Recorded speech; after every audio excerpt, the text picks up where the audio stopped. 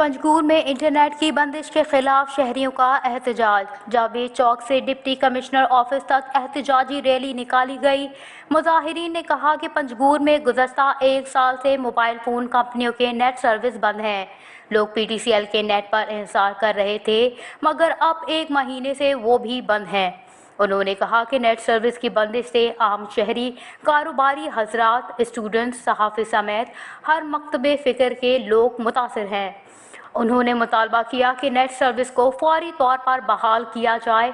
एहतजाज की call civil society Panjgur और स्टूडेंट्स ने दी है, जबकि ऑल पार्टीज, शहरी एक्शन कमेटी, प्रोम कमेटी और दीगर ने हिमायत का ऐलान किया है।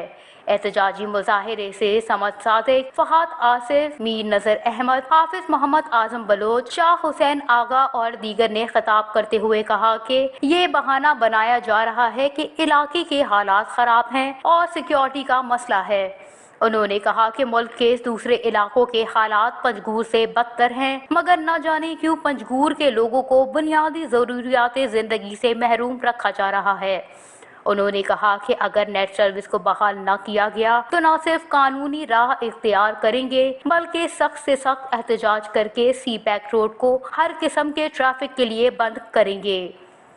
Watch news, Panjgur.